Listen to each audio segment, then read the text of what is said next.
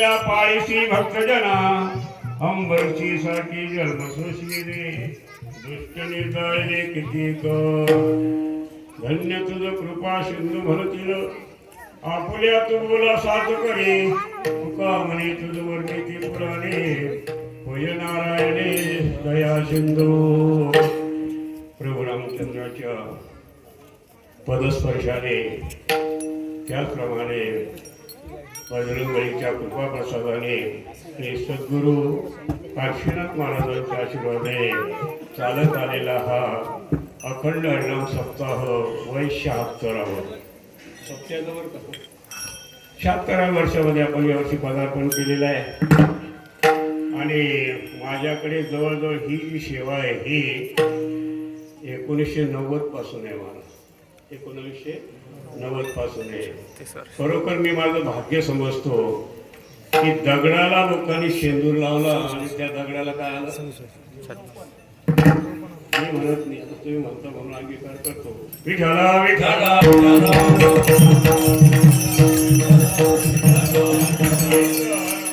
महाराजांच्या भाषेतून सांगायचं झालं तर माझी लायकीच नाहीये. माझं पामरा आहे काय थोर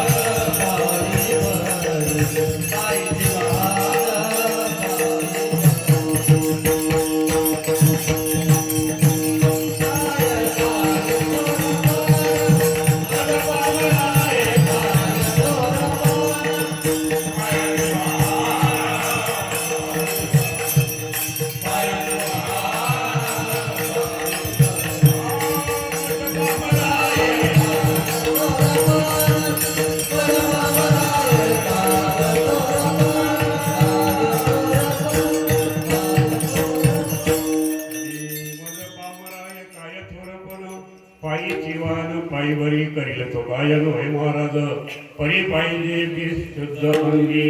आणि ज्या प्रभू रामचंद्राने वानराच्या हाताने काय घेतली महाराज, काय घेतली? सीता का लंका. मग ज्या भगवंताने वानराच्या हाताने लंकेवर देखील विजय मिळवला, मग त्या प्रभू रामचंद्राची कृपा झाली तर काय नाही का? अहो पाण्यावर दगड चढले, मग हा दगड इथं तरणार नाही का? विठ्ठला विठ्ठला.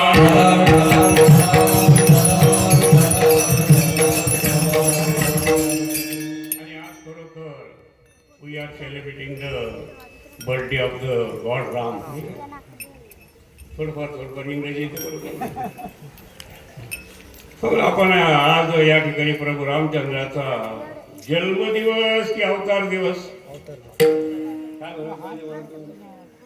अवतार म्हणायला पाहिजे.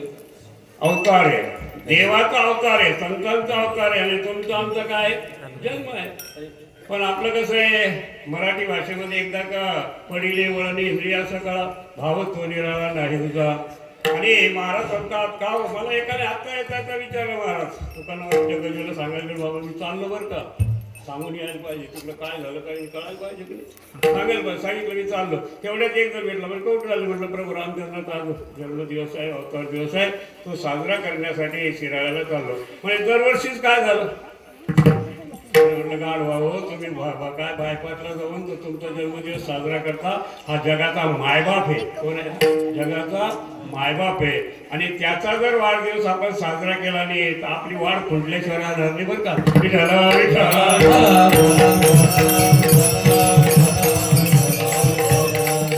अरे त्या त्रेतायुगामध्ये झालेले भगवंत प्रभू रामचंद्र यांचा जो आदर्श आहे आज देखील तुमच्या आमच्या जीवनामध्ये आलेला नाहीये.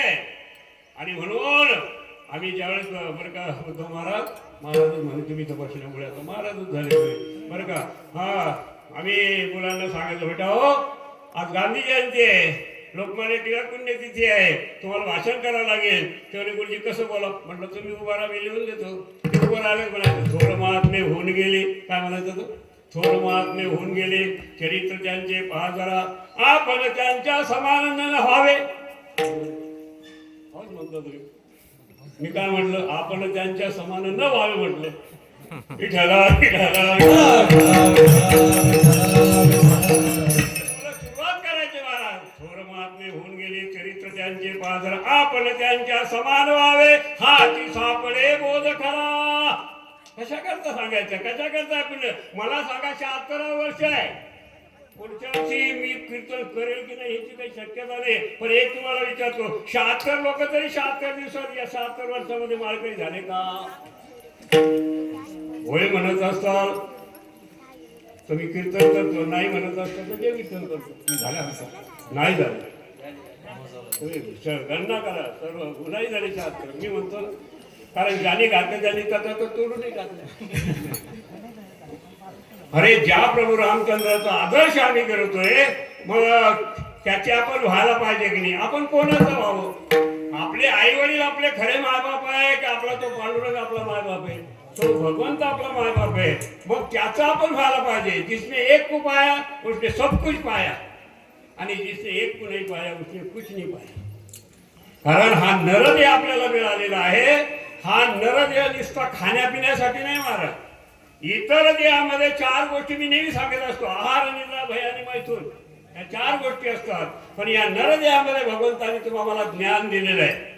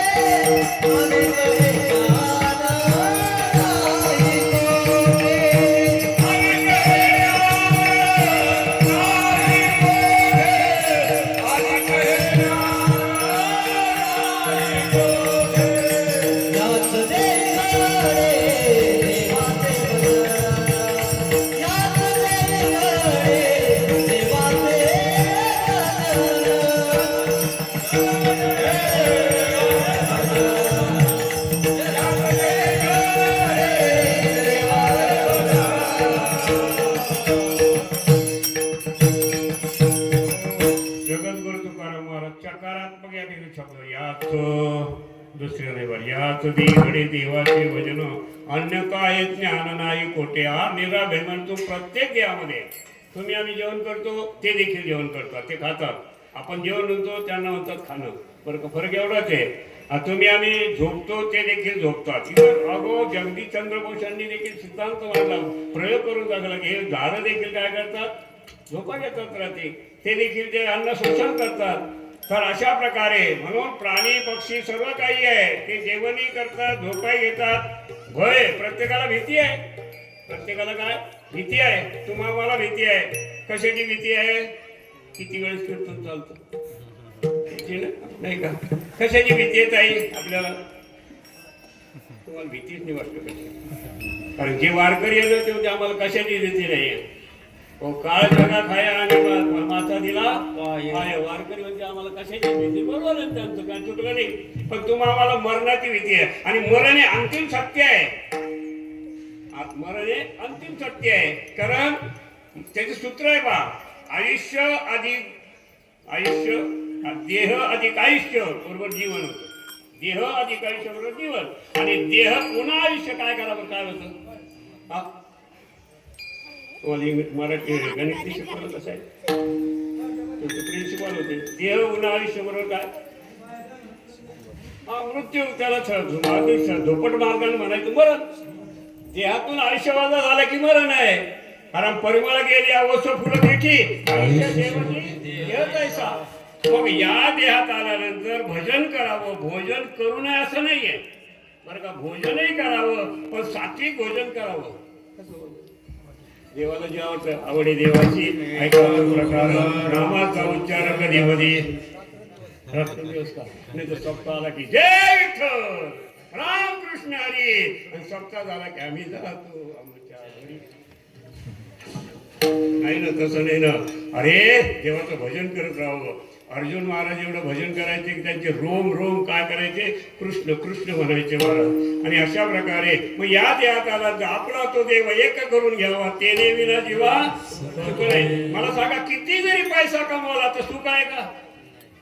सुख आहे का महाराज? मला 65 रुपये पगार मिळत होता महाराज पहिल्याने. एवढा आनंद वाटत होता मला. 65 रुपये, त्यातले 30 रुपये घरी पाठवून 35 रुपयात 4 पोरं, 2 नवरा बायको एवढाचा संसार करत होतो. आणि आता पण काय 40,000 रुपये पेन्शन मिळते तरी समाधान नाही. मग समाधान आहे का? नाही. महाराज म्हणतात या ठिकाणी किती जरी आपण कमवलं तरी आपल्याला सुख प्राप्त होणार नाही. म्हणून तुला जर सुख असेल, सुखासाठी करशी तळमळ, तरी तू सासूरवाडीला एक वेळ मग आमरसाचा खाई. सासूरवाडीला सुख मिळेल का? सुखासाठी करशी तळमळ, तरी तू पंढरीशी जाय एक म्हण. तू अवघात सुखरूप होशी, जन्मोजन्मीचे दुःख विसरणे. मग खरं काय दिसणार आहे तेव्हा तर नामस्मरण करणे. आणि हे याच दिवस घडतं महाराज. आणि हे नामस्मरण करण्यासाठी आपल्याला नेहमी करता आपले आदिदैवत जे आहे त्यांची आठवण ठेवावी लागते. मला त्या एकाने विचारलं का रामाचा हा या ठिकाणी अवतार दिवस का साजरा करायचा? कारण आपल्या या हिंदू धर्मामध्ये हे 6 जे आहे हे काय महाराज, कृष्ण जयंती आपण करतो, राम जयंती आपण साजरी करतो, त्याचप्रमाणे शिवरात्र, वामन जयंती, नरसिंह जयंती, ह्याच्या जयंती आहे, पर्व काय आहे. आणि आपण हिंदू आहोत. आपण हिंदू असल्यामुळे आपला या महाराष्ट्रातला जो मायबाप आहे ना तो फक्त पांडुरंग आहे. मग त्या पांडुरंगाचा लाडका जर व्हायचं असेल तर आपण काय करायला पाहिजे? नाहीतरी एकादशी तरी करायला पाहिजे, सोमवार तरी करायला पाहिजे. सांगण्याचं तात्पर्य. आणि मग महाराज म्हणतात जर आपण अशा नियमाने जर गेलो आणि संसार जरी किती केला तर आपल्याला सुख प्राप्त झाल्याशिवाय राहणार नाही. एकाने मला विचारलं का रामचंद्र प्रभूच्या ठिकाणी असं काय होतं की तुम्ही त्यांचं दरवर्षी या ठिकाणी काय करता, अवतार उत्सव साजरा करता? अरे मी म्हटलं आजची नवमी आहे. आजची काय नवमी आहे. आणि प्रभू रामचंद्राच्या ठिकाणी 9 गुण होते महाराज. ते 9 गुण जर आम्ही आमच्या अंगामध्ये अंगीकारले ना तर मला वाटतं या देहाचं सार्थक झाल्याशिवाय नाही. विठ्ठल विठ्ठल.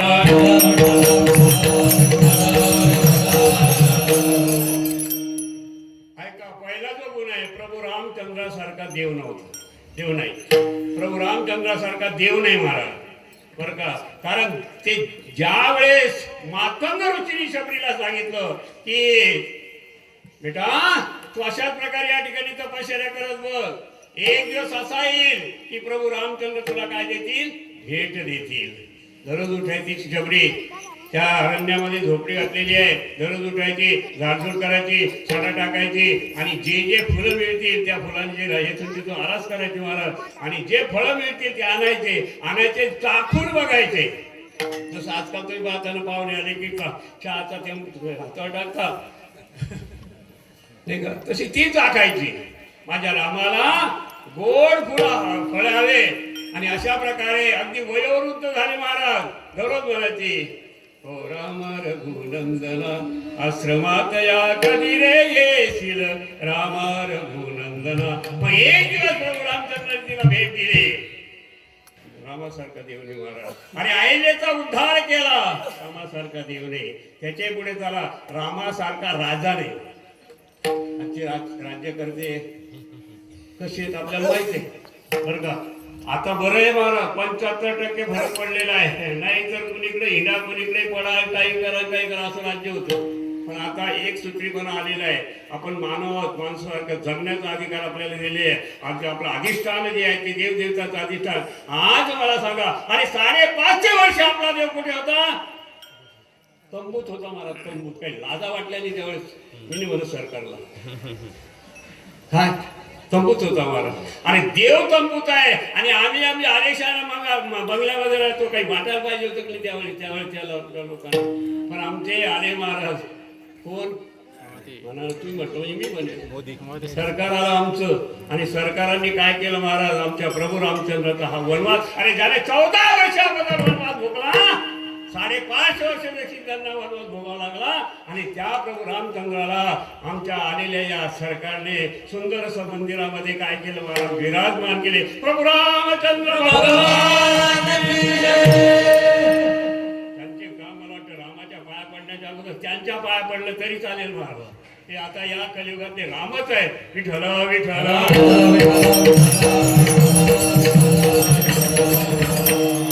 सुंदर मंदिरे बांधलेले महाराज. ज्यावेळेस प्रभू रामचंद्र त्या तंबूमध्ये होते त्यावेळेस मी गेलो होतो महाराज. पण आता मंदिर बांधलं गेलं. मी मुलाच्या पाठीमागे लागलो, काही कर म्हटलं. मी जाण्याच्या अगोदर तिकडे निघून आलो बरं का. इतकं सुंदर मंदिर झालेले आहे आणि मला एवढा आनंद झाला. तुम्हाला आनंद होईल जे जातील त्यांना. आणि प्रभू रामचंद्र काय त्या ठिकाणी विराजमान झालेले. बालमूर्ती त्या ठिकाणी आहे. आज देखील बालमूर्तीच आहे महाराज. सांगण्याचं तात्पर्य अशा प्रकारे. आणि हा भगवंत जो आहे तो राजा होता. राजासारखा रामप्रभू सारखा राजा नाही महाराज. कारण एकच आहे. मला सांगा, 14 वर्ष वनवासाला गेले आणि सीताबाई किती महिने राहिली रावणाच्या ह्याच्यात अशोकानं? 6 महिने. 6 महिने राहिल्यानंतर अग्निदिव्य दिलं त्या माऊलीने तरी